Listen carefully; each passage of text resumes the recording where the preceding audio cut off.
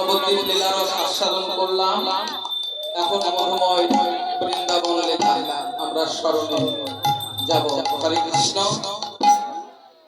দেখো সামনে অনেক জায়গা পড়ে আছে, তাই না?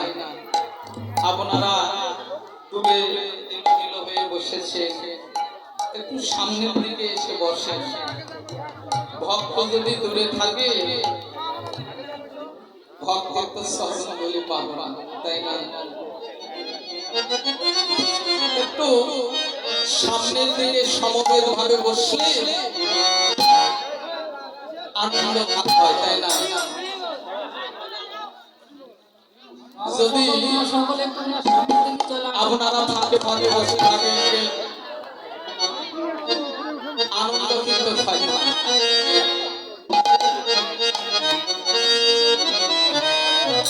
সামনে এসে বসে একটু পরিবেশ সৃষ্টি করে।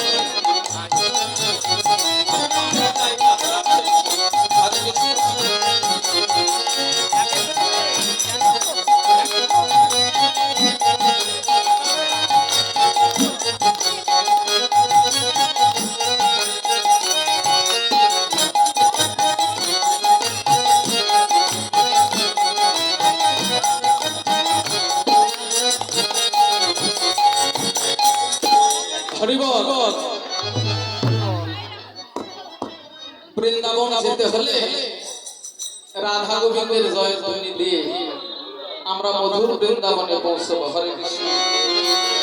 আপনারা সবাই হাতে করতালি দেবেন, দুটি বাহু উত্তোলন করে করতালি দিতে দিতে জয় রাধা গোবিন্দের নাম নিতে নিতে আমরা মধুর বৃন্দাবনে যাব। কেমন? হরে কৃষ্ণ। হরি বল।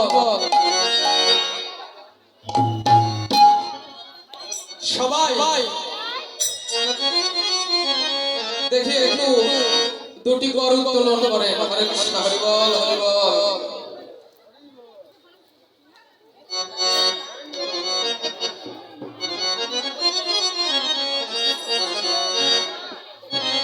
হরি বল।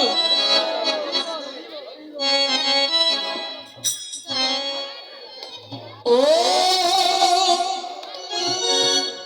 নিতাই গৌর হরি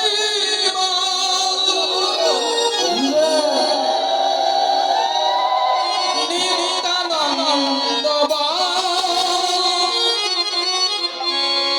শ্রী অদ্বৈত শ্রীবাসাদি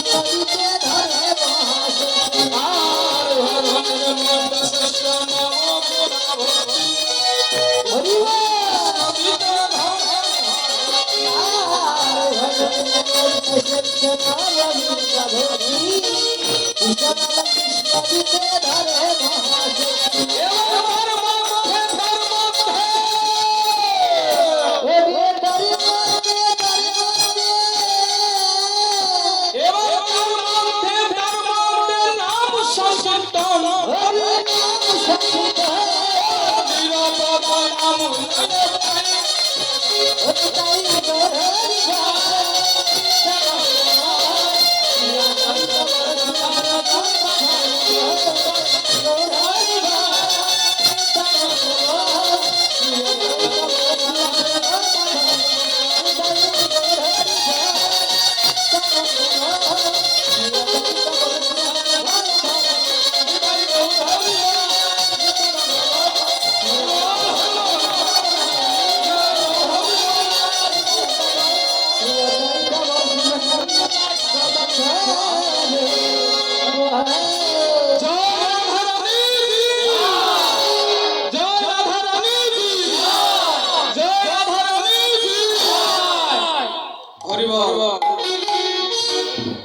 অনেকেই প্রশ্ন করতে পারে যে শুধু রাধারানী জয় হলো, কৃষ্ণের কি জয় হবে না?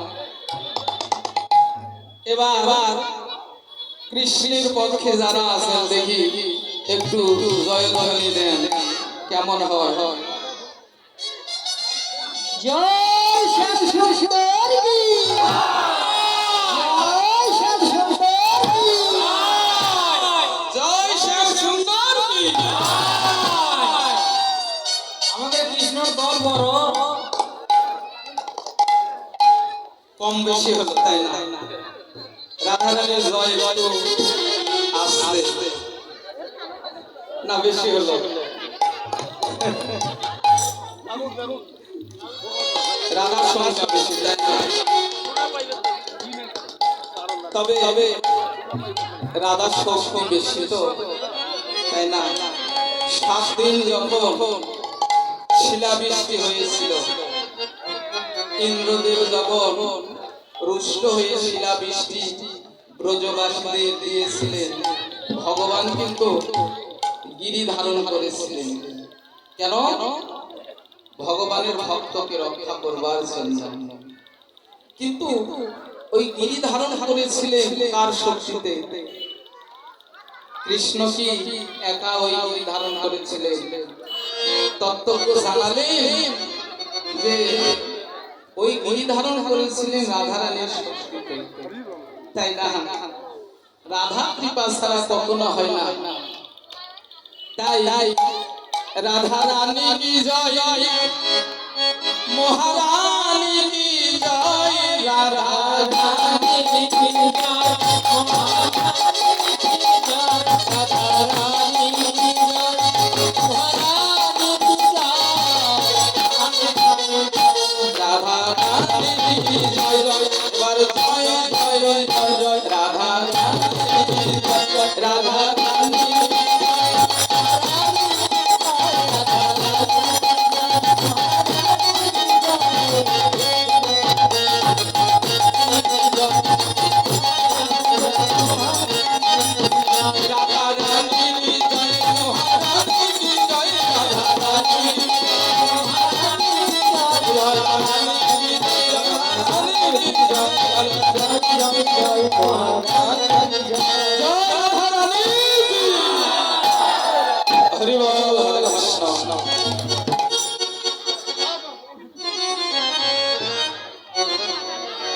তবে যাই হোক, আমরা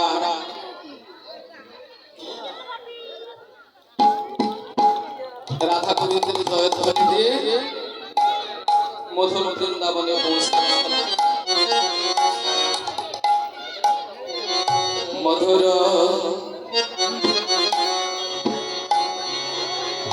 মধুর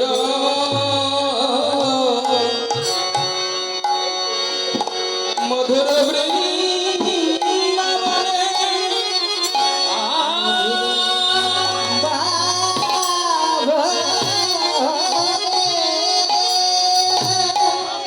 আমাদের গোষ্ঠ বিহারী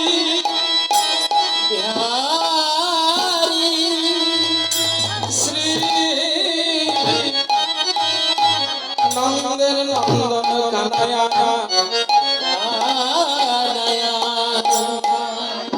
আজ সকালবেলা মায়ের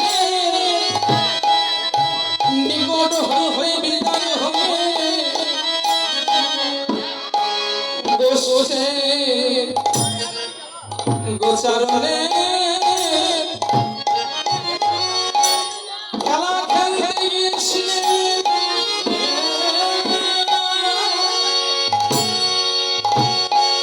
আমাদের শ্যাম সুন্দর গোষ্ঠে এসেছে গোষ্ঠের খেলা খেললেন এদিকে গোবিন্দ আমার কি বললেন গোষ্ঠের খেলা খেলিতে খেলিতে হঠাৎ শুনে বদন দর্শন করে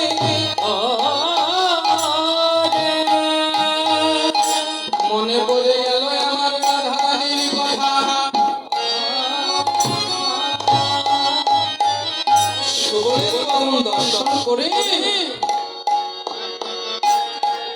রাধারানীর কথা মনে পড়ে গেল কেন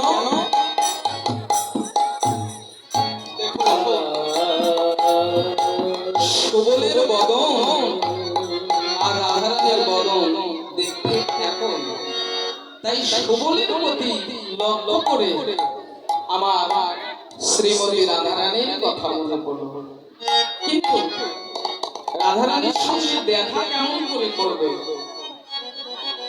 এবার কি বললেন কানাই আমার ওরে কানু বাহে ওরে ভাই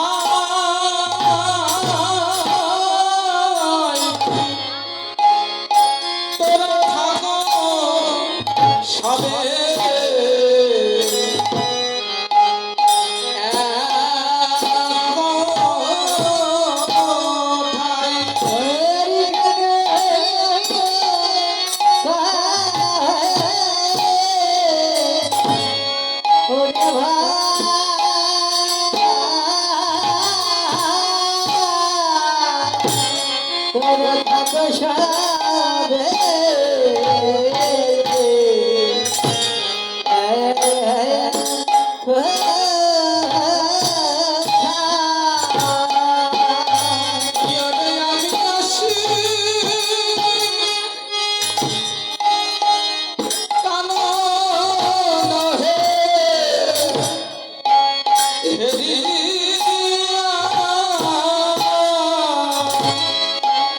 ওরে আমি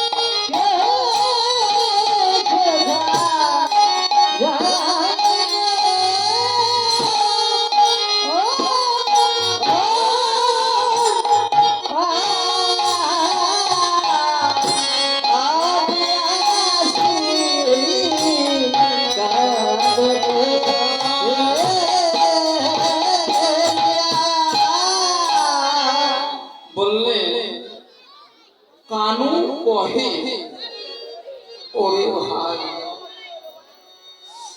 থাকো সবে একঠায়, আমি আসি কানন হেলিয়া, অর্থাৎ দর্শন করা। বললেন থাকিও দাদার সঙ্গে কেহ কোথা নাহি যাবে, গিলিবে অসুর সবে লইয়া। হরে কৃষ্ণ। দাদার সঙ্গ ধরতে বলছে। কোন দাদা? বললেন বলাই দাদা। বলাই দাদা হচ্ছে সখাদের মধ্যে গুরু। এই জগতে যদি কেউ গুরুর চরণ আশ্রয় করে, এই জগতে তার কোনো ভয় আছে? কোনো ভয় না। বললেন বনে নাম অসুরের ভয়। কৃষ্ণ ভজনে অসুরের ভয় থাকে। এই কাম অসুর কি কি? ভাবুক জানালেন কাম, ক্রোধ, লোভ, মোহ, মদ, মাৎসর্য, দশরথ ইন্দ্রিয়, তাই না?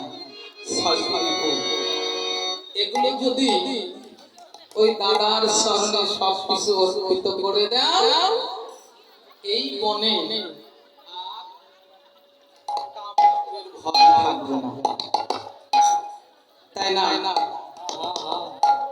গুরুর চরণ যদি আশ্রয় করে, এই জগতের কাম অসুর তাকে গ্রাস করতে পারে না।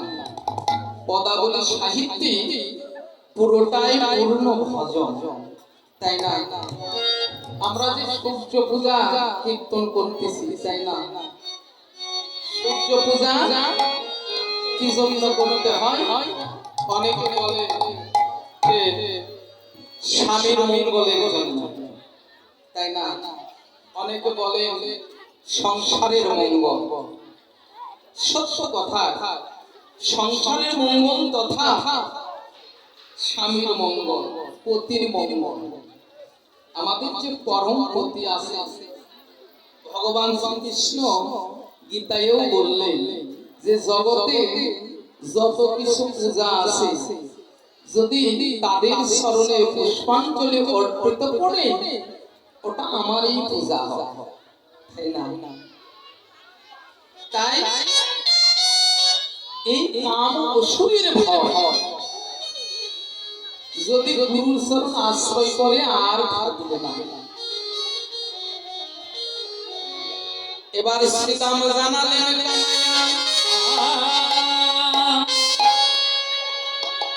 এত তোর আনন্দ সন্ন্যায় মোদের সঙ্গে সলমা করছ। শ্রীরাম জানালেন কানাইয়া রে, এ তোর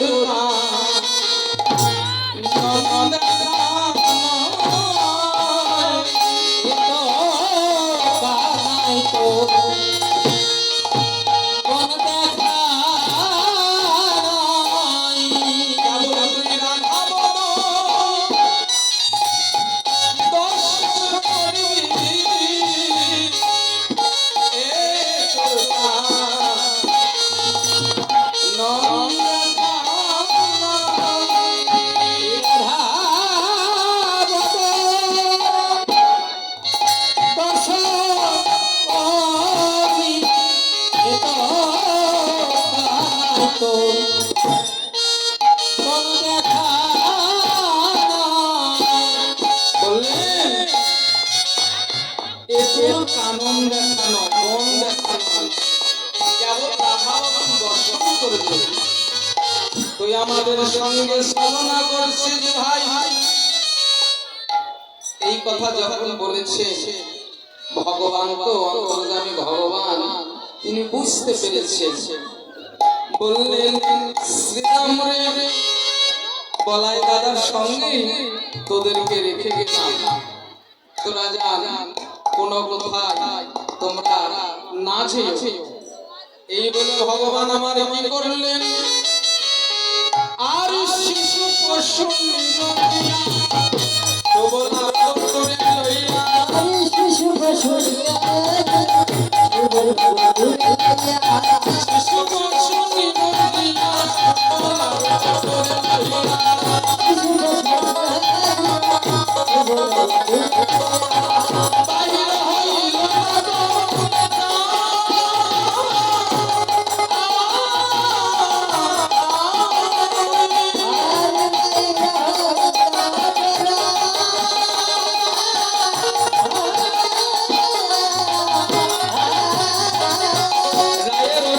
বসলে আইলা কদম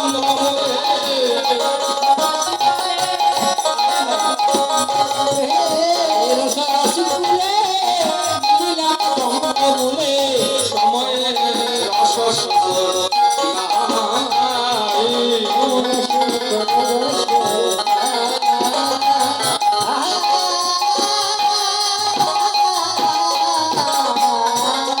হরে কৃষ্ণ। রাইর সরসী কুলে আইলাই কদম্ব মূলে। দেখুন ভগবান বললেন সকল রাখালগণকে একত্রিত করে কদম আইলা কদম্ব মূলে রাইর সরসী এসে দাঁড়ালেন। দাঁড়াইয়ে বললেন ভাবনা করো করো না করো ভাবনা করো উন্নতিরে ভাবনা করো দাদা উন্নতিরে ভাবনা করো ভাবনা করো ভাবনা বস্তু আপনি আপনি তোমাদের নিকটে আসে।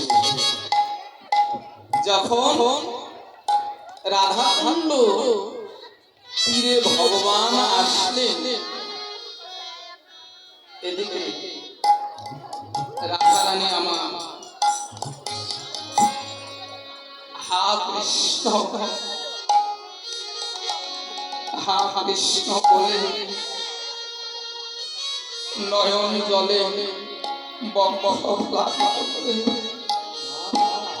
কাঁদছে ভগবান, তুমি এমন করে আমায় সামন দিয়েছ, এই বাদিনীর ঘর হইতে কখনো তোমার কৃষ্ণ নাম করতে পারি না। যখন রাধারানীর অন্তরে কৃষ্ণ বিরহ কথা জাগে, ভরা কলসি ঢেলে দিয়ে যমুনায় জল আনতে যায়। কৃষ্ণ বরণ দর্শন করে, ভিজা ঘড়ি আখাই ধরাই দিয়ে ওই ধুমার ছলনায় বসে বসে কান্না করে। এমনকি গগন পানি সাইকেও মানা, এই নীল শাড়ি এটাও পরতে মানা। রাধারানী এদিকে কাঁদছে, গোবিন্দ আমার রাধা কুণ্ডে কাঁদছে।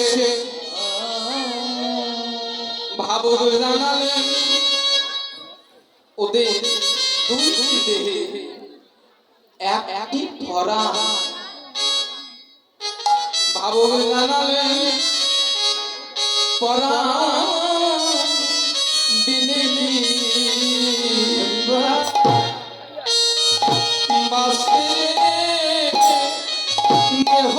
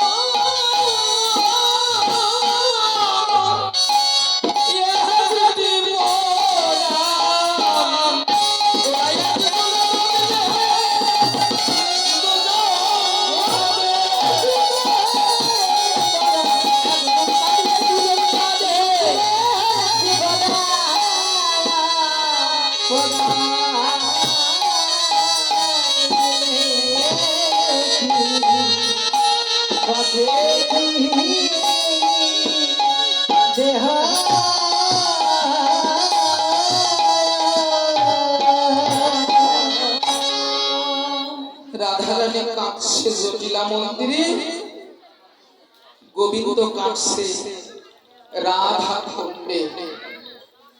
একজন কাঁদলে দুইজন কাঁদে, ওদের দুইটি দেহ, একটি পরা ওরা একে অপরের বিরহ যন্ত্রণা ব্যথাঘাত প্রতিঘাত এগুলো ওরা জানে।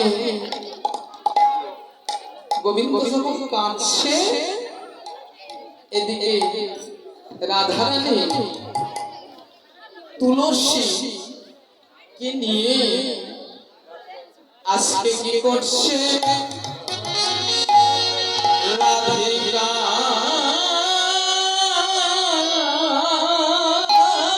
বসি লয়া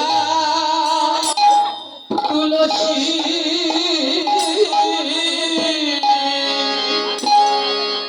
এবার কহ মধুর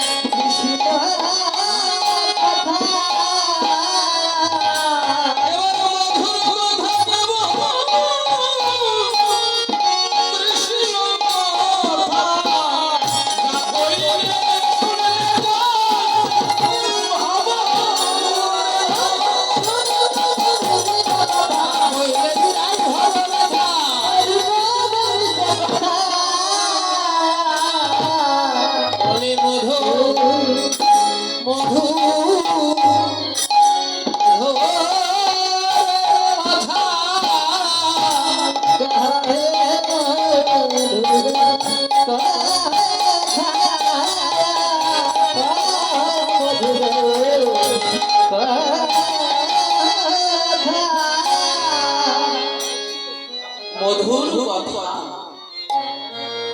রাধারানী তুলসীর নিকটে মধুর কথাগুলোই বলছে। জগতে অনেক প্রকারের কথা আছে, তাই না? যা একবার যদি আমরা শুনি ওটা কিন্তু ভালো লাগে। ওই একই কথা যদি দ্বিতীয়বার বলতে যায় কিংবা বলা হয়, একটু বিরক্ত মনে হয়। একই কথা যদি তৃতীয়বার আমরা বলি তাহলে কি হয়? বলে যে ও পাগলের প্রলাপ করছে, পাগল হয়ে গেছে। রাধারানী অন্য কিছু বলছে না, বলছে শুধু ওই কৃষ্ণ কথায় যা জগতে একটি বার না, দুটি বার না, তিনটি বার না, হাজার হাজার সহস্র কোটি বার যদি এই পদনে উচ্চারণ করা যায়, এ কথার কোনোদিন শেষ হয় না। জিহ্বায় যখন কৃষ্ণ কথা উচ্চারণ হয়, জিহ্বা বলে হে বিধাতা, জগতে তুমি আমায় একটি জিহ্বা দিয়েছো, রসনার তৃপ্তি হলো না কৃষ্ণ কথা বলে।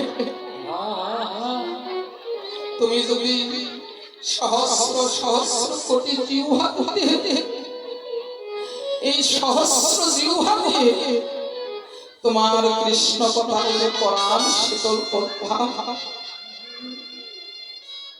তাই রাজা পরীক্ষিত এই কৃষ্ণ কথা 7 দিন 7 রাত শুনেছিলেন। কেউ বা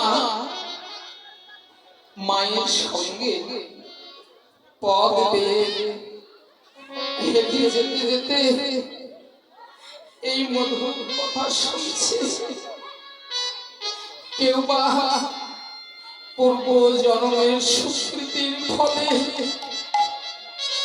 মায়ের গর্ভে থেকেও এই কৃষ্ণ কথা শুনছে।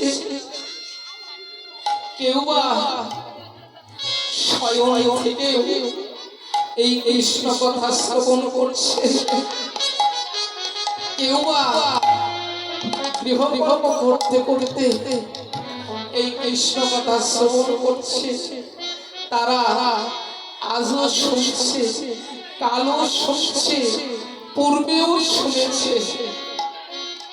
তাই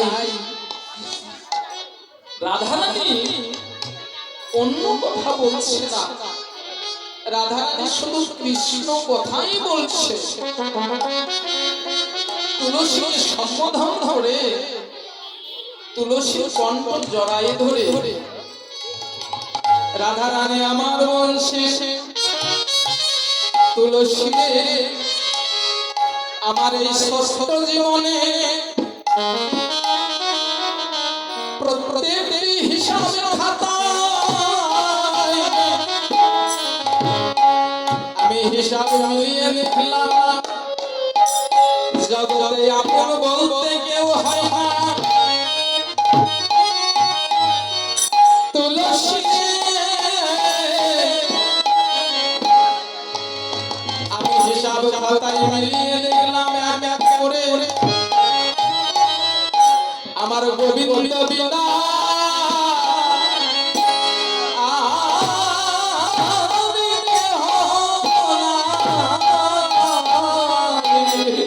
গোবিন্দ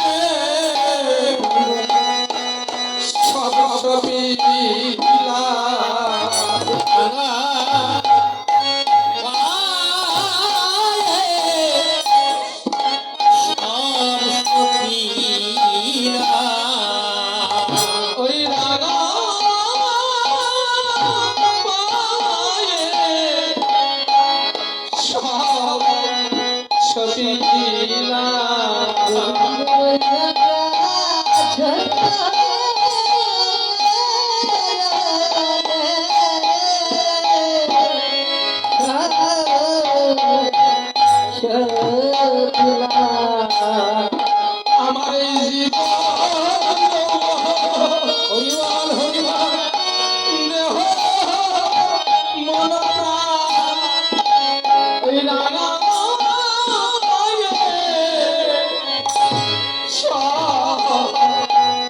সবিলা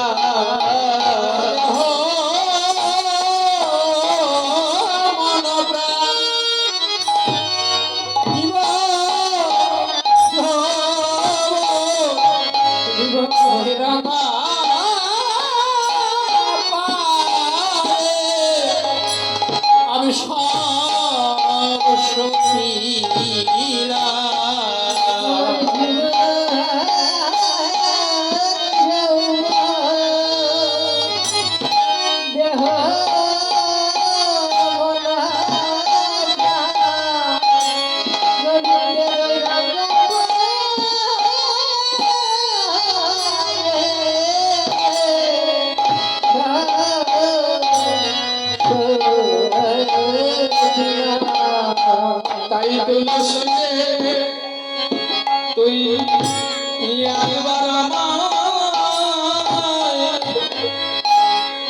দেখাবে নাকি তুই একবার দেখাবি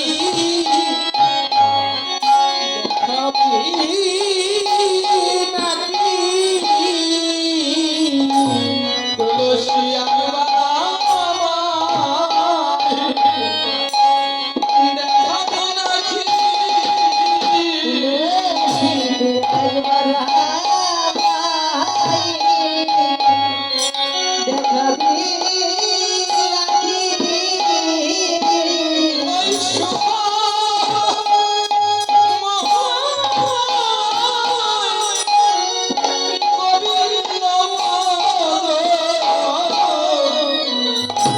তুলসী একবার দেখাবে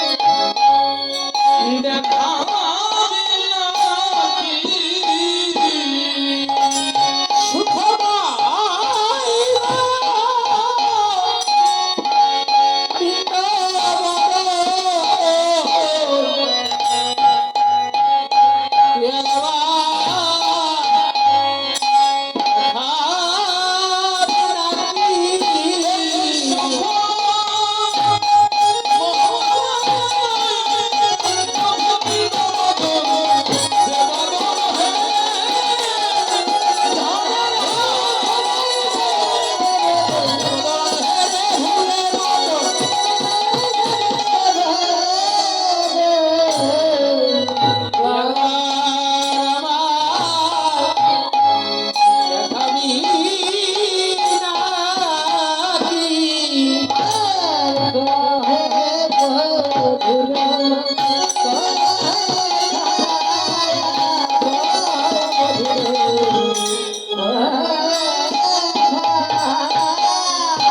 তাই কাননে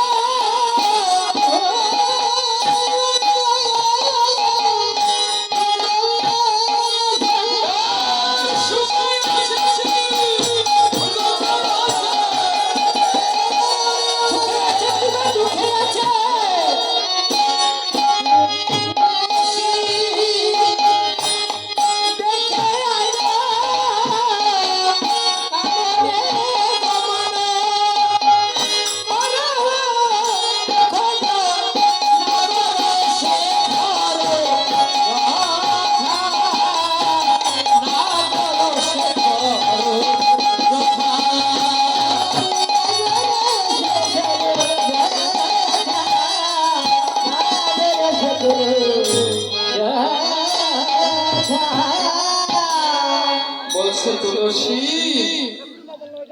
কানুনি গমন অর্থাৎ বনে যা আমার গোবিন্দ সুখে আছে না দুঃখে আছে গোবিন্দ বিনা এ পরাণ তো আর বাঁচে না রে। ওদের দুইটি দেহে একটি পরাণ কেন জানবে না এই জগতে যদি কেউ অন্তরের অন্তঃস্থল থেকে তাকে একাগ্র চিত্তে যদি ভাবনা করা যায় তাহলে তাকে কেন দেখা যাবে না? ভাবনা করলে তাকে দেখা যায় অন্তরে আপনতেই যেন ভাসিয়ে ওঠে তার রোগ খানা। বলছে তুলসী গোবিন্দ নিকটে তুই যাবি, তবে শোন কেমন ভাবে যাবে সময় বুঝিয়া সরস হইয়া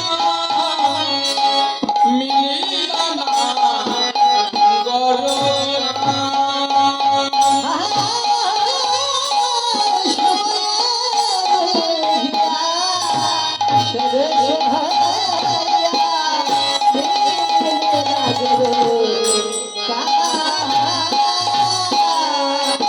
চতুর রঙ্গতে কহবপতি রাধিয়া মা। চতুর নিকটে কহিবা কপটে রাঘবিয়া পর তুলসী কি বললেন সময় যায়, বলছেন অসময়ে সময় কোনটি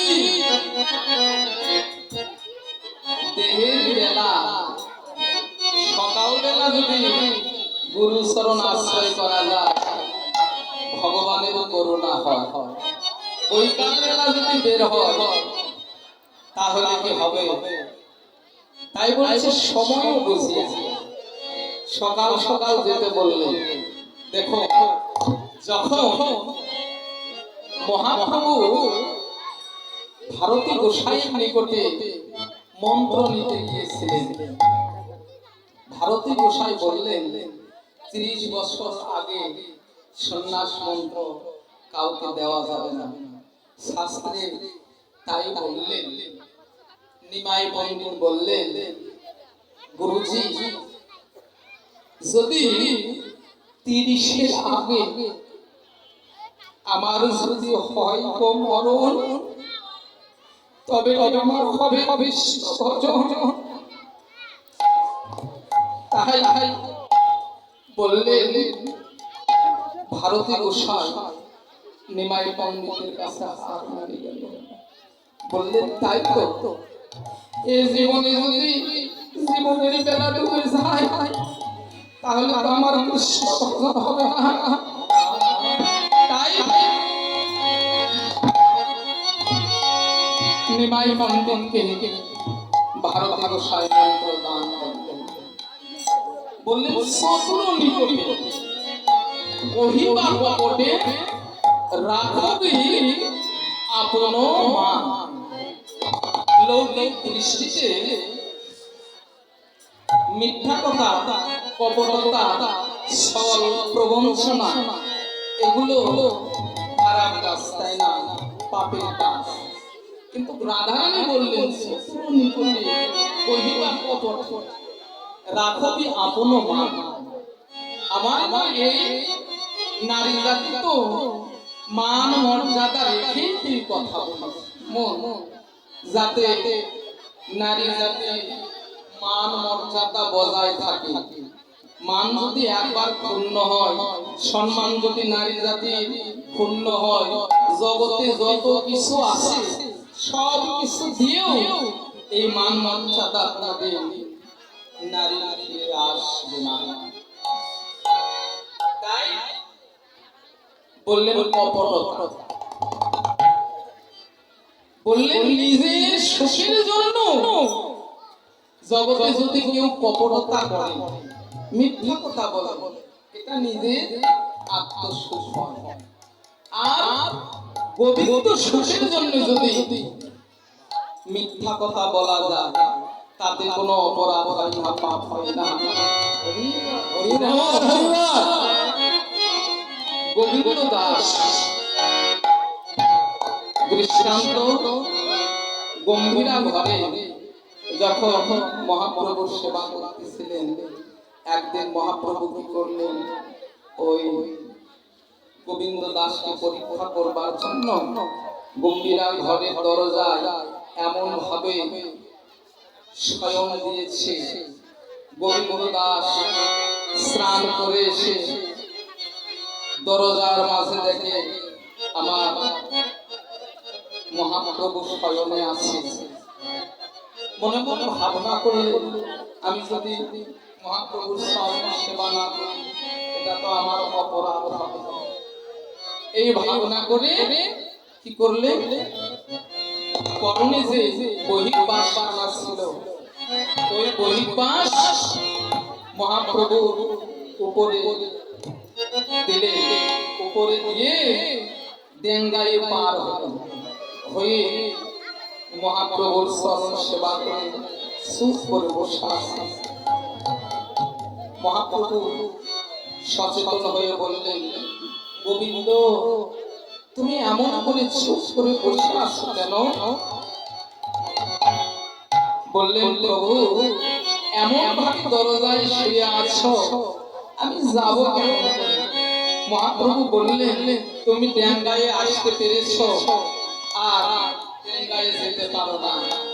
বললেন, প্রভু আমি ডেঙ্গায় এসেছি তোমার সুখের জন্য, আর আমি যদি ঘর হতে বাহির হয়ে যায় ওটা তো আমার আত্মসুখ। এমন সুখ এই জীবনে আমি আর হরে কৃষ্ণ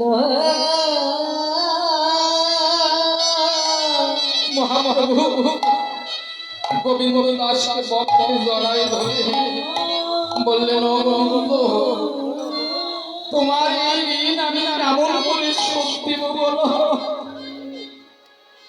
এমনি করে বক্ষে মহাপ্রভু গোবিন্দ দাসকে জড়ায় ধরে, শুধু গোবিন্দ দাস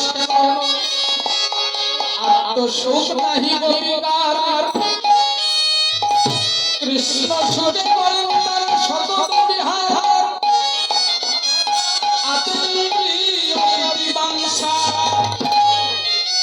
তারে বলিলাম কৃষ্ণ ইন্দ্রিয় প্রীতিবাঞ্ছা,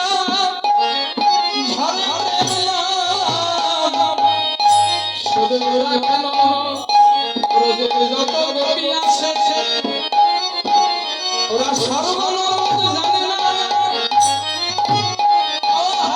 জানে না, ওরা সুখ দুর্গ জানে না, ওরা কোনো কিছু বোঝে না। বোঝে কি? ওরা বোঝে শুধু একমাত্র গোবিন্দ সরবি না, আর জানে না গোবিন্দ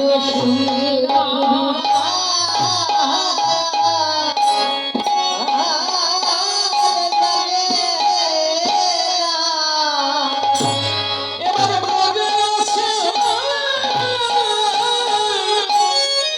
যত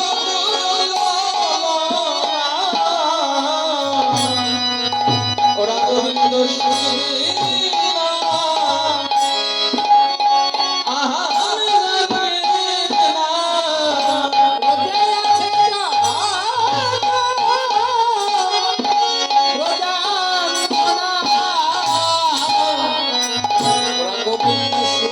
ওরা গোবিন্দ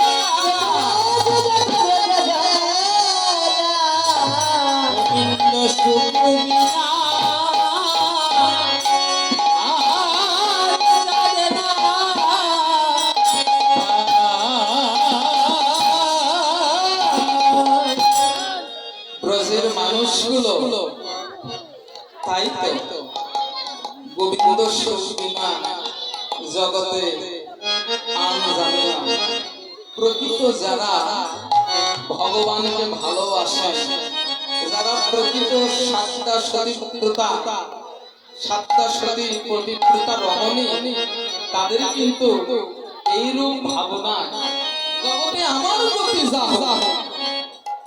গোবিন্দ শোষবে না, ওরা আন জানে না। তাই বলছে তুলসী রে আমার এই কর্পূরে তাম্বুল আমি তোর হস্তে দিচ্ছি, যদি আমার গোবিন্দের দেখা পাস, গোবিন্দের দেশ তুলসী রে আর এই গাঁথা ফুলের মালা আমি তোমায় দিলাম, যদি আমার গোবিন্দের দেখা পাস, গোবিন্দের গলায় পরায় দে, যদি গোবিন্দ আমার গ্রহণ হয়ে জানব গোবিন্দ আমার গ্রহণ করেছে, কর্পূরে তাম্বুল ফুলের মালা লয়ে তুলসী যাচ্ছে, কিন্তু তুলসী কৃষ্ণ থেকে ডাকতে বলছে, ও তুলসী একবার দাঁড়া, তুই তো যাচ্ছিস গোবিন্দ দর্শন করতে, শুনেছি যে একবার গোবিন্দের দেখা পাই রে, বলি সে তো ফিরে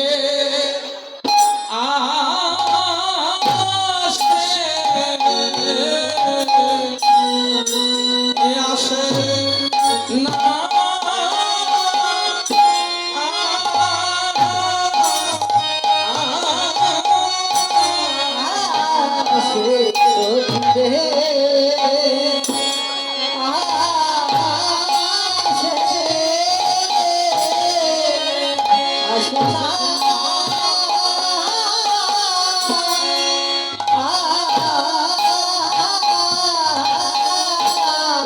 গোবিন্দ লেগে যাই রে, সে তোকে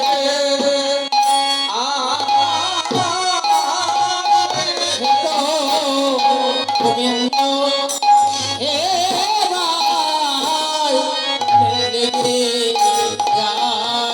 বলি সে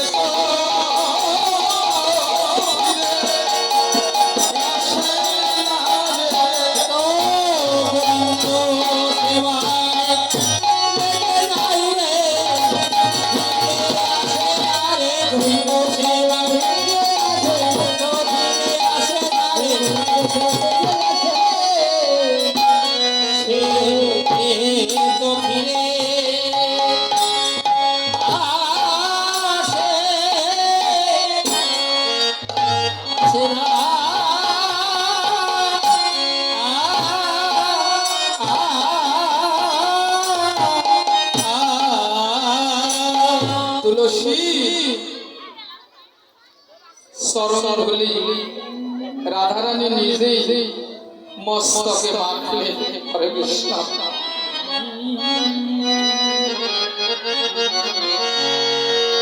রাধারানীর চরণ বলি তুলসী অঙ্গ মাখলে, মস্তকে মাখে, এবার চলছে কোথায় তুলসী উলসী মনেতে হরস, মনেতে হরস, তুলসী উলসী মনেতে হরস,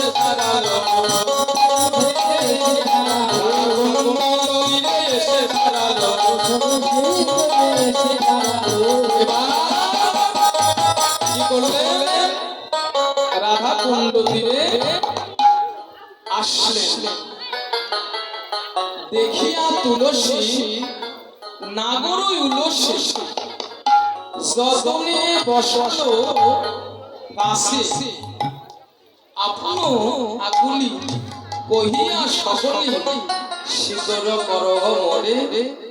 বলছে তুলসী ও তুলসী রে তুমি এলে আমার